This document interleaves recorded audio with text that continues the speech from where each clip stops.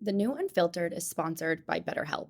As I left the gym this morning, I was walking home and remembering how I felt 2 months ago. And how I felt 2 months ago was not good. I was not in a good headspace. And that's what prompted me to get out of Austin and go to London. And now I'm moving to London. And you know who really helped me with that decision? My therapist. Between journaling, therapy, taking time off of work, and just learning to live and to breathe and to experience everything, not just race through it all, but actually experience it.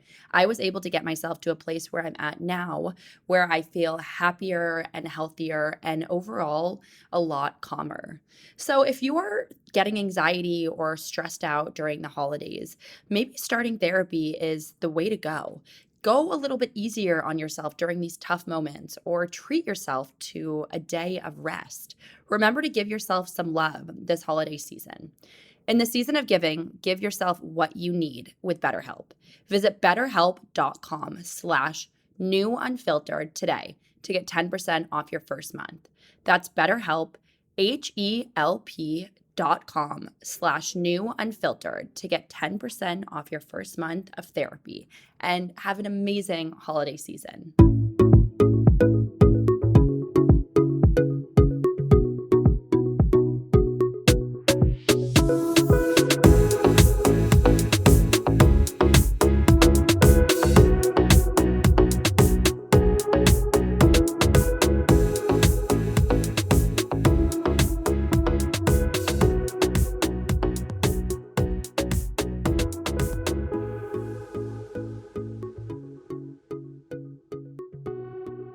Welcome back to a new episode of The New Unfiltered.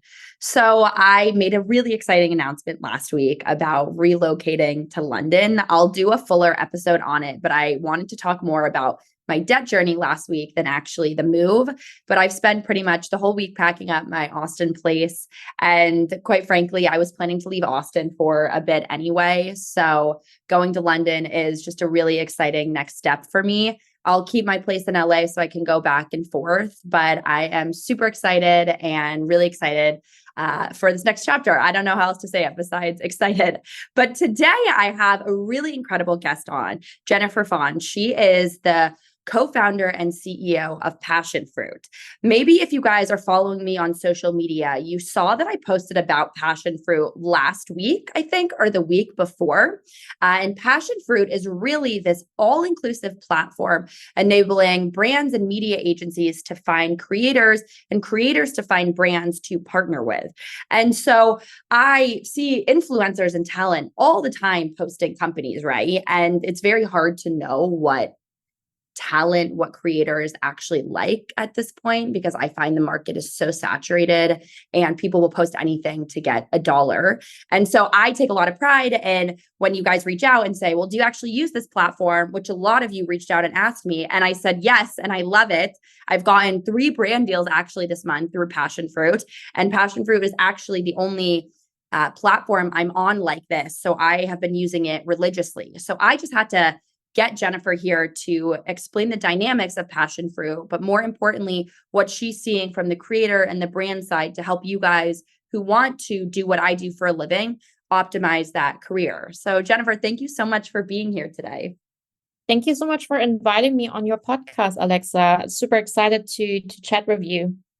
You too. And I would love for you to start by explaining how Passionfruit got to where it is. For those of you who are not familiar with it yet, you can go to the show notes and you can get directed right to where Passionfruit is.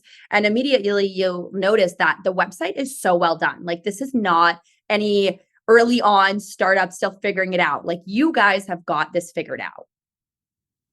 Thank you so much. We love obviously hearing always such feedback because we pour a lot of love and careful craft into our brand and into our product as well. But maybe I can share a bit about how Passionfruit actually was started and why we founded Passionfruit. So dialing a bit back a few years ago, I was working as a VC investor, investing in startups and tech companies, working with founders. and probably had the coolest job ever. And then with the pandemic, I guess I was one out of millions of people who, suddenly found themselves at home. There was a lot of obviously going on in 2020 with the pandemic, Black Lives Matter, Asian hate crimes, a lot of like the climate crisis. So many issues in our society and world, obviously. And I think what really always helps me is writing. Writing brings obviously, clarity. So I started actually my own newsletter on Substack called Tech for Good. Just sharing basically learnings, insights, things I was passionate about, and people started to follow my journey. It really resonated with a lot of people, and I just started to connect with like-minded people, and also started to build a community. And I had basically, my day job as an investor, and then though being a creator on the weekends and at nights. And it felt so empowering. And I loved how I was able to creatively express myself, express my own voice, connect, with other people, sharing my learning, sharing passion, that at some point I considered leaving my paid job as a VC investor, and making a jump into becoming a full-time creator and building a media brand out of this, and had so many ideas for that. And fast forward, I talked to a few months. I talked then to a lot of creators actually, and asked them, how do you make money? How long did it take you? How do you actually then, manage everything? You're just one person. You're running basically the show, on stage, but also in the background. And learned that it's basically so hard as a creator, because you're doing obviously, things you're passionate about, things you're really good in, which is storytelling, right? Creating stories, creating content. But then majority of your time is actually spent in a lot of stuff around business and negotiation and scheduling and writing invoices and finding brands, and trying to get paid. And in the end, actually, I decided I could create a much bigger impact by actually empowering this new type of entrepreneurs and founders, which I see as creators. I mean, we call it the creator economy, but honestly, for me, it's just probably at the end, it's the economy, because basically it's people building businesses online. So I saw just this huge opportunity and wide space, and thought I could actually found Passionfroot instead, to empower this new generation of creators and entrepreneurs. And yeah, that's how basically everything started. Wow. Okay. So this started actually as just a passion project, but not in the Yeah. way that you were expecting it to become what Passionfruit is today. Were you planning to be a full-time creator yourself?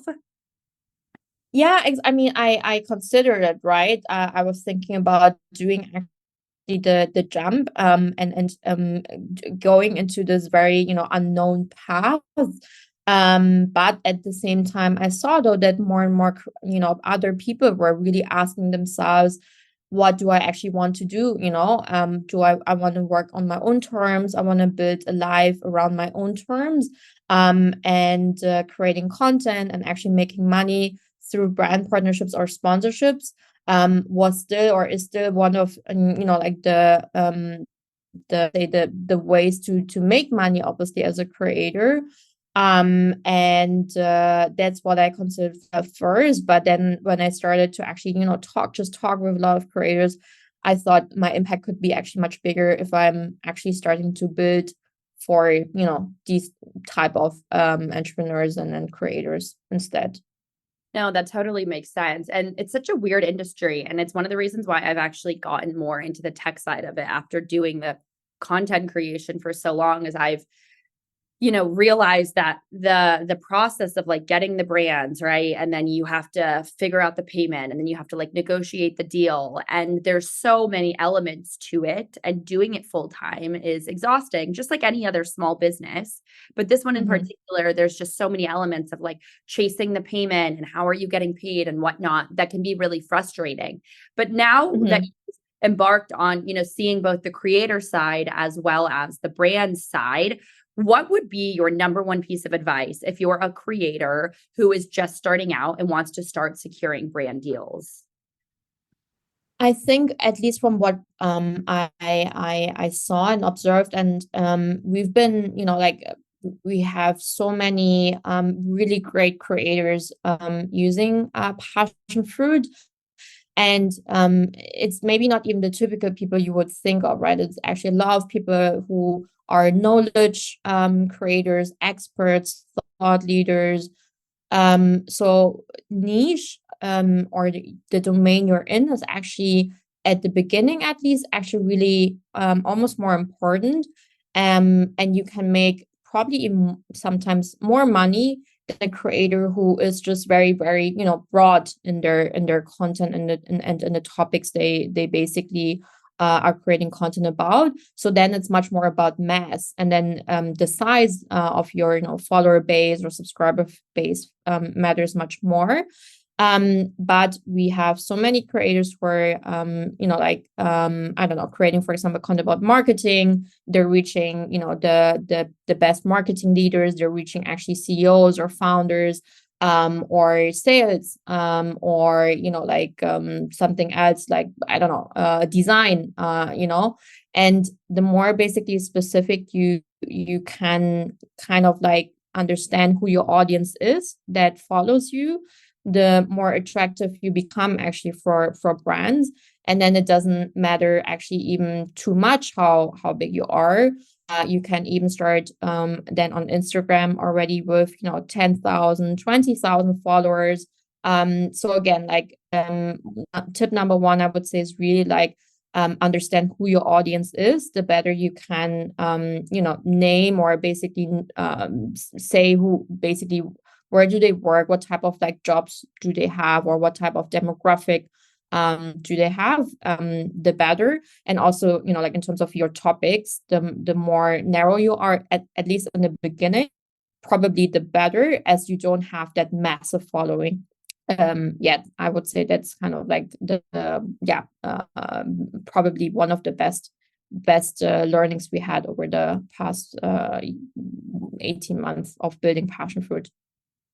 I get so shocked when creators come to me and they're like, I want to do this, but they want to do everything. They want to be fashion and beauty and food. And that term UGC creator has become a very known term because it allows you to be able to make content for other brands and do it in all of those different niches. But what's your thought on that? Like, if you're trying to land, say, 3 to 5K a month in consistent brand deals, is the best way to do it to focus on one niche and then use a passion fruit or cold pitch brands as you grow your audience? Or is it to do like tons of smaller brand deals more in the UGC space? Yeah, again, right, I think you obviously need to also pick topics or things you're truly about. So I think in the end, that's almost the most important. You shouldn't obviously pick only a topic for the sake of it, but you truly need to genuinely are excited about it, because only then also your content becomes authentic, becomes really good and valuable. So I think in the end, that matters probably even the most. What we've at least seen from other creators, it always helps if you can be more of an like expert, seen as an expert, or seen as someone who has like credibility in a certain spot. So, even you, for then like creators or other people for like marketing and e-commerce. So the more narrow, the better. But if you obviously don't have it that you're that excited about, and can niche down that much, then you can also start out as a UGC creator. But I would say, again, we've seen plenty of examples of creators over the last like months who really grew, who were not so big, but they hustled a lot. They also started, like they have, for example, a newsletter, right? They expanded to a newsletter. They have a small YouTube channel, and a LinkedIn follower base. So all in all, that's tip maybe number two. The follower base by itself might be smaller, but if you do, like just consolidate all the platforms together, suddenly actually your follower base is not anymore like, 1,000 subscribers on YouTube, but then it adds up to 1,000 on YouTube, 10,000 on your newsletter, and 5,000, on your LinkedIn account. That adds up, and then you create a whole multi-channel campaign and package actually for a brand. And that is, how you, just land your first brand, and create basically through that really like, larger packages. That's something we would definitely recommend to creators as well. A lot of creators are nervous to start. Like they don't even know, excuse me, where to start, or they have imposter syndrome because there are so many creators out there in this day and age. What is your advice to them, Jen? If you really want to do this, but you're too nervous that you probably won't be able to make it into something. How do you get over that leap so where you're comfortable enough really doing this and making it happen? I think what always even helped me as a founder, right, reflecting on my own founder journey, for me, it was also taking a leap of faith, quitting a job, doing this now risky venture full time. I think what always helps is obviously hearing or reading about other stories. So basically connecting with people who are one or two steps, ahead of you, and learning basically from them, seeing how actually it is possible, what kind of steps have they taken. That is something which was, as a founder, also something which was important for me to see, because if you can't see, then you also oftentimes can't imagine it for yourself. So that's super important.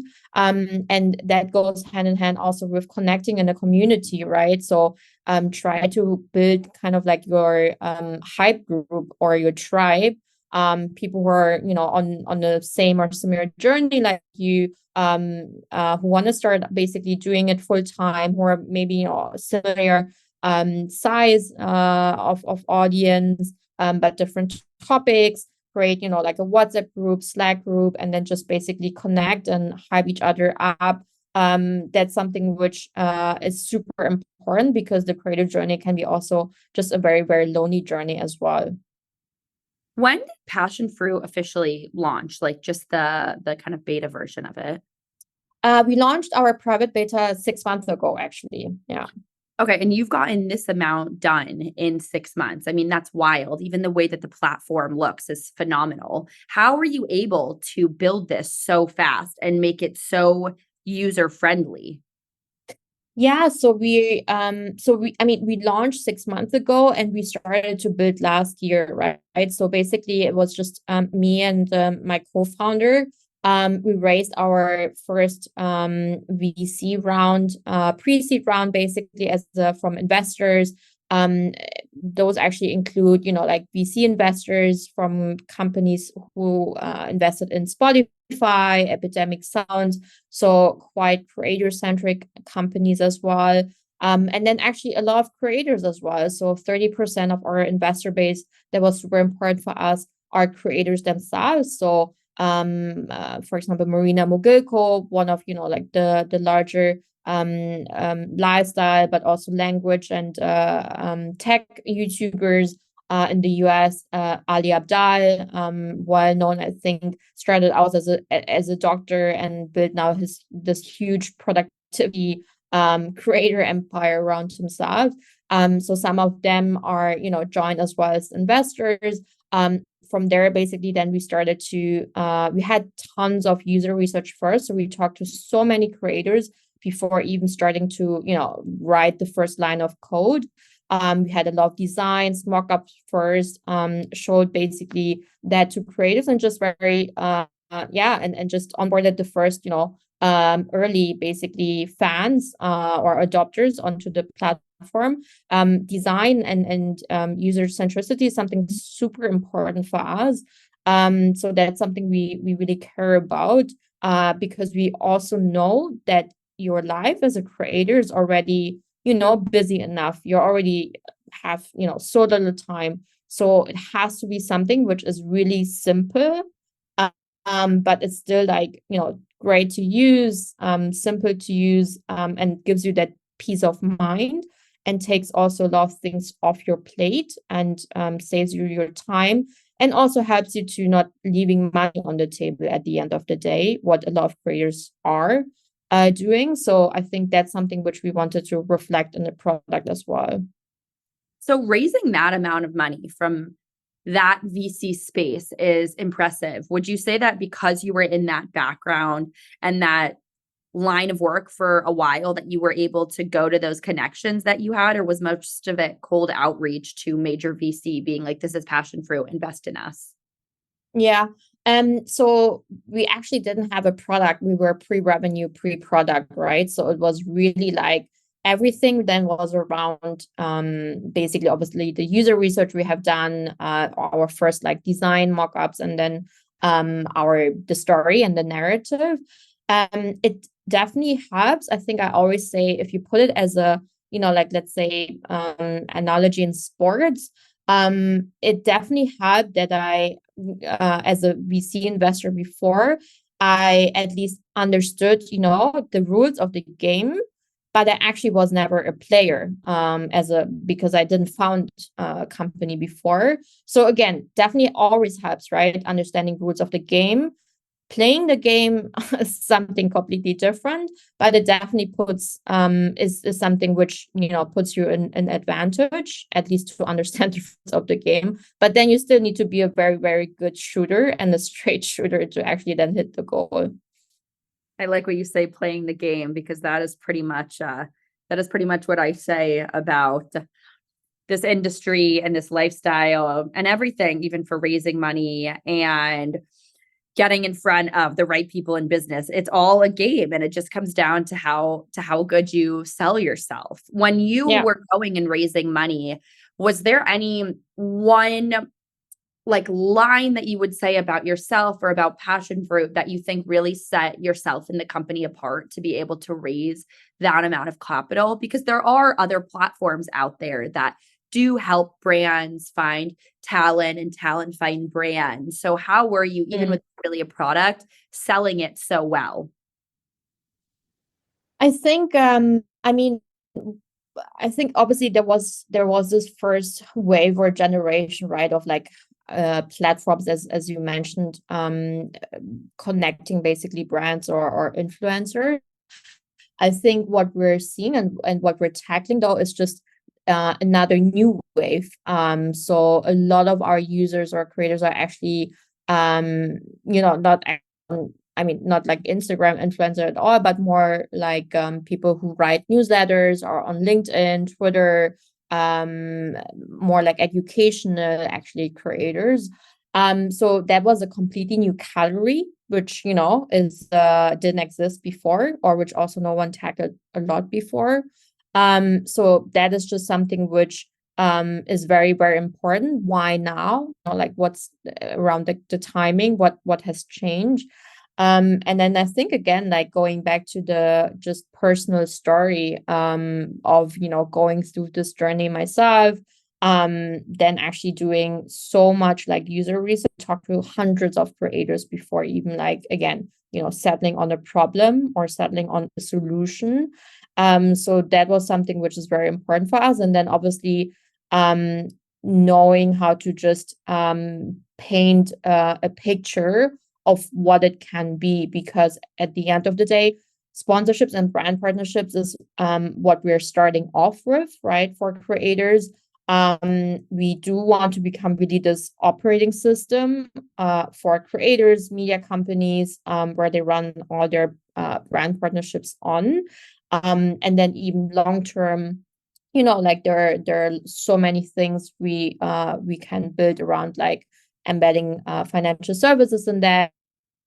So we're already like integrating payments within our solution as well. So it's more about how big you can think and how big the pictures actually, or the vision you can paint, which is much more important.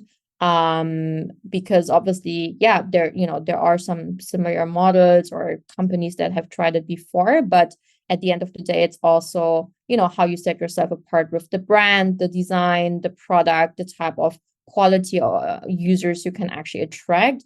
I think that's more important than sometimes just alone the one sentence line idea.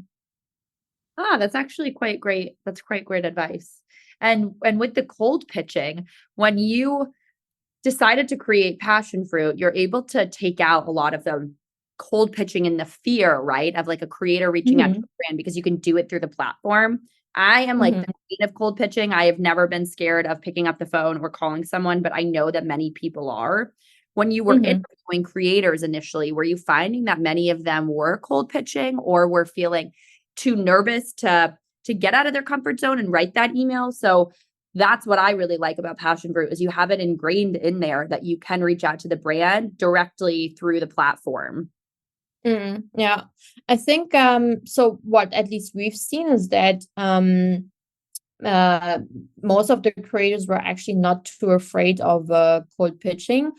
Many actually what they do instead is using the Passionfruit link, putting it in their link in bio, on their Instagram, in their newsletter, on their podcast show notes, website. So everywhere where you can even collect inbound leads, right? Like inbound leads from brands. So that was one thing, because then even a brand, if they come across, they can see that you're super, professionalized, you have a streamlined process. Oh, look, there's a media kit.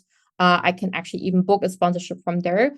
That was the first thing actually we focus on a lot, to empower creators to focus on inbound leads. And then the second thing is to bring them also brands in, is either we have our Passionfruit partner network. So actually brands can also discover creators storefronts, and then can send booking requests through there. And then the third thing is basically what you also just mentioned. So we have basically high quality vetted brands in there that have already booked and worked with creators, so that you can reach out easily, because at least that they have been vetted, they are already worked with creators together. And then it's just very, very easy. We give out also templates on what you can basically write to pitch yourself. So it does involve definitely some outreach as well, if you want to get more proactive, and obviously not only like wait for brands for you to come in. I see. Okay. So yeah, being proactive then is that one of your main pieces of advice for creators? Yeah, I think proactive, and still basically just trying, right? Like you can even experiment with different messages. You can experiment with different like subject lines, or see like what resonates. At the end of the day, being proactive, but also just making a very clear and concise pitch about what you can do or offer to the brand. So it's more about the brand and less about you. I think that's very, very important when you reach out to brands. That's what I noticed, is a lot of creators, when I view their pitches, they'll go ahead and they'll be like, this is about me. This is what I can do. Do you want to collaborate? And I always tell them, you need to swap the narrative in your mind, because that's not how this is. It needs to be, what are you able to bring value to the brand? Even if you have tons and tons of followers, right? Like make the pitch very selfish, even though you may be not intending for it to be selfish. Like that's how people will see it, I find, from like the brand side. Do you have any suggestions for creators, like what they should say if they're using Passionfruit and want to message a brand? Yeah, for sure. I mean, always helps, obviously, like we also have templates for that, but mostly just obviously introducing yourself. Hey, I discovered like your company through the Passionfruit. platform. I love, your product. So also make sure that you actually checked out their website, understand actually what the product is about, and then obviously tie it back to your audience. So making sure that you can quantify the numbers, like I have I don't know, a total follower base of 10,000 founders, creators, and entrepreneurs who love to learn about tools that make their like work easier. And I don't know, company XYZ seems to be hitting the sweet spot with your productivity time management tool, as an example. I have collaborated in the past on similar campaigns with company XYZ. So make sure that if you can name also like some social proof. That's why it's always important to just get started with some brands, even if it's on a lower price or lower budget, so that you have some social proof. And then would you be open to discuss what type of partnership options we can do together, and leaving that kind of open. So very, very short and concise, making sure basically you can deliver also value for the brand, and again, like why your audience is actually relevant for the product they actually want to promote. Got it. And what about the follow-up? The follow-up, I mean, I think if they are not responding, I would just try to follow up again, but I would not do it in a way to just like message, hey, just wanted to bump it up, and can you get back to me? But rather one or two sentences that could create like FOMO, or social proof again, which could be, hey, I just had this very successful actually for collaboration with brand XYZ. Would love to come up with something similar for you. Or hey, my subscriber base just grew by X%. So something which basically means progress. So a certain update that could be relevant for the brand. That's always helpful, instead of just basically saying, hey, just wanted to bump it up, because at the end of the day, the inbox is I mean, your follow-up messages should obviously not dictate kind of their to-do list. So it's always important to see what value you can again bring back to the brand.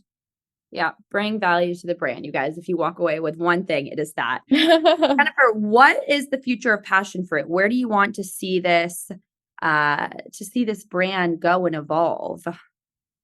Yeah, again, I think if I think about all those things, we want to build, there's so many things, and I feel like we're just even at the start and at the beginning. But we do see definitely ways to make integrate actually, we're tinkering with, but thinking about obviously AI as well. There's so many ways within the product that we can make your work actually even faster, even more efficient. Having kind of like a brand coach or like a Passionfruit co-pilot for you, that takes off your negotiation, that recommends prices for you, that recommends brands for you to reach out based on with whom they have worked before. So certain things around like just making basically your work and life easier. Same also on the brand side, obviously, ways to basically make just the discovery of creators, and then also the working together just easier. I think also for them it's still very nowadays, I mean, still a lot of like manual work. So I think those are like some things we're definitely thinking about, because we know that this whole space is just growing, and more people are quitting and becoming creators. So yeah, it's super exciting. It's a very, very dynamic space. So we're also obviously adapting to where the industry goes. Well, congratulations on everything. Like I said at the beginning of this episode, I am a huge fan of Passionfruit and have landed 3 brand deals, no joke, off the platform this month. And it's been a really seamless experience for me. And being able to also have the storefront. If you guys are subscribed to Stay Fearless or Die Trying, if you're not, make sure that you go to the show notes as well and subscribe. But you will see that in there, I can also include a link to where a company can go who's reading my newsletter, maybe a founder or whatnot, and wants to partner. And it brings you right to a storefront. And so that's just a really cool part of Passionfroot, because a lot of companies don't allow you to necessarily sell your services in such an easy and seamless way. So Jennifer, where can everyone find Passionfroot online as well as your personal social media? Yeah, so you can follow Passionfruit XYZ on Twitter and Instagram, LinkedIn as well, and then passionfruit .me on the website. That's probably the best ways to follow our journey and also get access to our exclusive beta. Well, thank you so much for joining the show today. Everyone who wants to join Passionfroot, go to the show notes and see my storefront as well as how I've used the platform. And make sure to follow Passionfruit as well as the New Unfiltered on social media, which is at the New Unfiltered and at Alexa_Curtis. And I'll see you guys back next week for a new episode of the New Unfiltered.